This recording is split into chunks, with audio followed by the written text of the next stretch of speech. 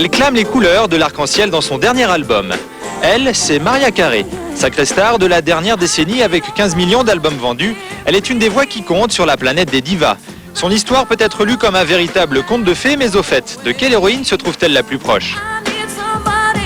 J'aimerais être la Belle au bois dormant. Je pourrais enfin dormir car je suis insomniaque. Tout commence pourtant par une enfance difficile. Métisse, Maria souffre très vite de la différence et du divorce de ses parents. Je suis née d'un père africain, américain et vénézuélien et d'une mère irlandaise. Alors j'ai l'impression de ne pas avoir réellement de racines. À vrai dire, sur de nombreux points, ça n'a pas été facile.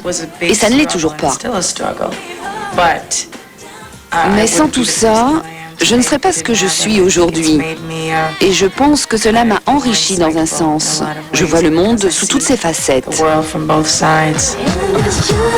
Dès son enfance, Maria se réfugie dans la musique. Le chant devient alors sa raison d'être et il le reste encore aujourd'hui, malgré les succès.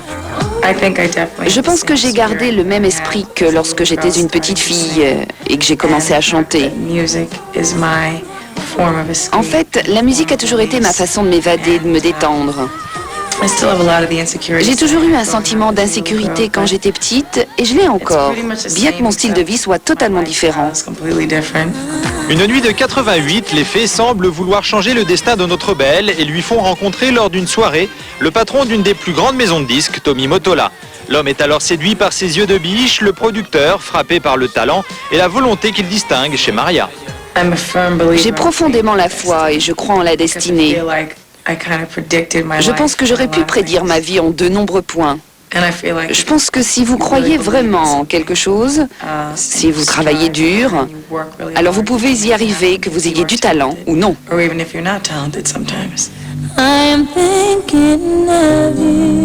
En 90, Mariah Carey lance son premier album et c'est un véritable triomphe. Elle épouse dans la foulée son mentor qui lui construit un palais de 60 millions de francs. Mais ce prince charmant de 20 ans, son aîné, se transforme vite en un tyran jaloux et possessif. La Belle au bois dormant, au pied du mur, s'échappe et divorce en 1998. Les fées, heureusement, décident de ne pas l'abandonner et la soutiennent dans sa nouvelle vie. Maria réussit son virage musical avec 2 albums gagnants et sentimentaux en compagnie de son nouveau fiancé, Luis Miguel. Alors a-t-elle eu l'impression d'avoir payé le prix d'être devenue une star trop rapidement? Rien n'est parfait. Vous ne pouvez pas tout avoir. Vous avez beaucoup de choses que les autres n'ont pas, mais vous avez aussi énormément de pression que les autres n'ont pas. Beaucoup de gens rentrent dans votre intimité. Ils vous connaissent même si vous ne les avez jamais rencontrés, car ils vous aiment pour votre musique.